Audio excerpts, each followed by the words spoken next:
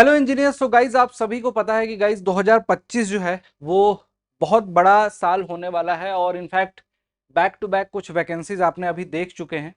बहुत सारे पीएसयूज में कुछ वैकेंसीज निकली, बहुत सारे स्टेट और बहुत सारे सेंट्रल लेवल पे कई सारी वैकेंसीज निकली जिसमें आपने पार्टिसिपेट भी करा। कुछ में कुछ लोगों को सफलता मिली होगी, कुछ के सीबीटी 1 क्लियर हुए होंगे। एई के एग्जामिनेशन भी थे, जेई के एग्जामिनेशन भी थे। उन सभी पे हम लोग निरंतर रूप से डिस्कशन भी करते थे और आप लोगों से बात भी होती थी समय समय पे। आज इस वीडियो में मैं आपसे चर्चा करने वाला हूं जिस वैकेंसी का सबको इंतजार रहता है। जी हाँ गाइज, डेफिनेटली ऐसा बोल सकते हैं कि बहुत बड़ी वैकेंसी। और डेफिनेटली इस वैकेंसी के लिए ना हर एक इंजीनियर स्टार्टिंग दौर पे अपनी प्रिपरेशन को बूस्ट करना चाहता है या फिर सोचता है कि इस वैकेंसी में किसी भी हाल से एक सीट मेरी पक्की हो जाए, सिलेक्शन हो जाए मेरा। और इस सोच को लेकर हर इंजीनियर जो है मेहनत करता है गाइज। आप में से इस बात को बहुत सारे लोग मानेंगे भी कि यहाँ पे बीटेक और डिप्लोमा के लिए जो एसएससी जेई की वैकेंसी है वो सबसे बड़ी वैकेंसी होती है जिसमें मैक्सिमम एस्पिरेंट पार्टिसिपेट करते हैं। अब गाइज इस वैकेंसी में कुछ खास बातें हैं। इस बार जो वैकेंसी निकल रही है इसमें कुछ और भी ट्विस्ट हो सकते हैं। सबसे पहली बात तो आपको बता दूं कि नोटिफिकेशन आपका 30 जून को ऑफिशियल वेबसाइट पे देखने को मिलेगा। 30 जून को ऑफिशियल वेबसाइट पे देखने का मतलब है कि आपके पास अभी नोटिफिकेशन की डेट में केवल 3 दिनों का समय बचा हुआ है। 3 दिन बाद आपको नोटिफिकेशन आपको देखने को मिल जाएंगे।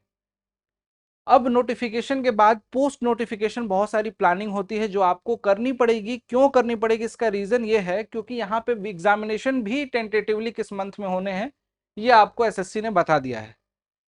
अब अक्टूबर मंथ में होने वाले इस एग्जामिनेशन के लिए आपको किसी भी हाल में अपने इस पोर्शन को इतना स्ट्रांग करना पड़ेगा, चाहे नॉन टेक्निकल हो या टेक्निकल, जिससे कि आपका ये एग्जामिनेशन क्लियर हो सके।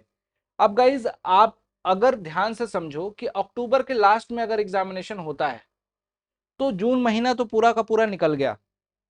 जुलाई, अगस्त, सितंबर और अक्टूबर, टेंटेटिवली अक्टूबर के लास्ट वीक में आपका एग्जामिनेशन होगा। प्री एग्जामिनेशन सीबीटी 1 एग्जामिनेशन अगर थोड़ा सा डिले होता है तो नवंबर में जाएगा, इससे ज़्यादा आगे नहीं जाएगा। अब 4 महीने का टाइम है। अब 4 महीने में आपको अपने रीजनिंग पोर्शन को भी स्ट्रॉन्ग करना है, जीए पोर्शन को भी स्ट्रॉन्ग करना है और अपना जनरल इंजीनियरिंग यानी कि सिविल ब्रांच है तो सिविल, और मैकेनिकल वालों को मैकेनिकल, इलेक्ट्रिकल वालों को इलेक्ट्रिकल पोर्शन बहुत ज़्यादा मजबूत करना पड़ेगा। क्योंकि देखो लाख कोशिशें कर लेते हैं हम लोग, अगर सीबीटी 1 क्लियर नहीं होता है ना तो सीबीटी 2 की बात ही नहीं आती है। बहुत सारे लोग बोलते हैं कि सर अगर सीबीटी 1 निकल जाए तो इसमें हम ज्यादा से ज्यादा स्कोर कर सकते हैं, 100 क्वेश्चन आते हैं टेक्निकल के, यहाँ पे मेरा टेक्निकल बहुत स्ट्रांग है। कुछ लोगों का ये बिलीव होता है कि सर यहाँ पे ना इस पोर्शन में मेरे अच्छे मार्क्स नहीं आ पाते हैं जिस वजह से मेरा सीबीटी 1 क्लियर नहीं होता। मैं आपको बस इतना बता रहा हूँ कि आज की डेट में कंपटीशन इतना ज़्यादा एडवांस हो चुका है, पढ़ने वाले बच्चे इतने ज़्यादा स्मार्ट हो चुके हैं कि अगर आप इस पोर्शन पे ध्यान नहीं दोगे ना, इसमें से किसी भी एक पोर्शन को सोचोगे कि चलो स्किप कर लेता हूं, तो आपको ओवरऑल मार्क्स में बहुत अच्छा खासा ड्रास्टिक चेंज देखने को मिलेगा। और अगर सभी को बैलेंस लेके चले हो तो सिलेक्शन लेना बहुत टफ भी नहीं है। जैसे सिविल वालों की बात करें तो 120, 22, 25 नंबर लाके 200 में से सिलेक्शन हो जाता है, तो सीबीटी 1 क्लियर हो जाता है आपका। तो आपको ना बस केवल कट ऑफ को जस्ट पार करने के बारे में सोचना ही नहीं है, आपको ओवरऑल सोचना है कि किसी भी हालत में मैं पूरा का पूरा फुल एंड फाइनल सिलेक्शन लेना है मुझे। इसमें भी अच्छा स्कोर करना है, इस पोर्शन में भी और इस पोर्शन में भी।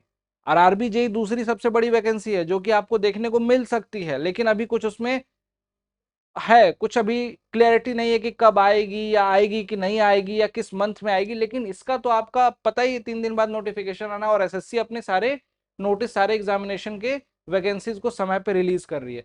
तो गाइज इसके लिए जी जान लगा दो, ये आपकी पढ़ाई काम आएगी हर एग्जामिनेशन में, सभी एग्जामिनेशन में। तो यहाँ पे आपको जो भी लगता है, जिसको लगता है कि रीजनिंग में सर 50 में 50 लेकर आना है, तो बिल्कुल उसके लिए उसी हिसाब से प्रैक्टिस और बहुत अच्छे से कायदे से क्लासेस आपकी चल रही है, रीजनिंग की क्लासेस चल रही है। इनफैक्ट जनरल अवेयरनेस जो आपका इस सिविल इंजीनियरिंग का पोर्शन है, मैकेनिकल इंजीनियरिंग का पोर्शन है, इलेक्ट्रिकल का पोर्शन है, वो भी, ये पूरा का पूरा पोर्शन स्ट्रॉन्ग करना स्टार्ट कर दो। और मैं आप सबको सजेस्ट क्या करूंगा ना कि सिलेक्शन बैच जो है, नोटिफिकेशन के जस्ट 2 से 3 दिन बाद आपका ये सिलेक्शन बैच स्टार्ट हो रहा है मेरे भाई। 4 जुलाई से ये नोटिफिकेशन, जैसे आपको 30 जून को मिल रहा है तो 4 दिन बाद आपके ये बैचेज में क्लासेस भी स्टार्ट हो जाएंगी और इस बैच में आपको CBT 1 CBT 2 दोनों की कंप्लीट स्टडी मिलती है। तो आप में से जितने भी एस्पिरेंट जो सिविल ब्रांच के हैं या फिर जो इलेक्ट्रिकल ब्रांच के हैं या फिर जो मैकेनिकल ब्रांच के हैं, उन सभी के बैचेज 4 जुलाई से स्टार्ट हो रहे हैं। पहले ही इनरोल कर लेना नोटिफिकेशन के बाद।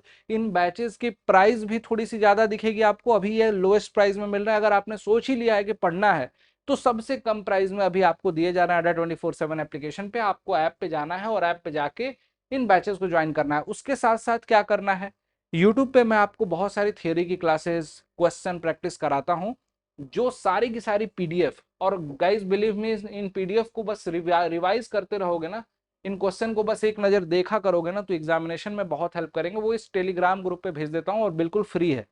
ये फ्री क्लासेस, फ्री पीडीएफ आप टेलीग्राम ग्रुप से जाके ले लीजिए।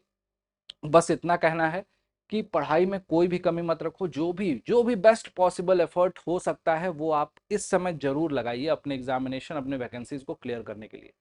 ये सारा आपका एक एक दिन, एक एक मिनट काउंट होगा एग्जामिनेशन के दिन, और आपकी हर एक पॉइंट पे पढ़ी गई चीजें एग्जामिनेशन के दिन याद आएंगी कि हाँ इस दिन पढ़ा था मैंने और ये आंसर होगा।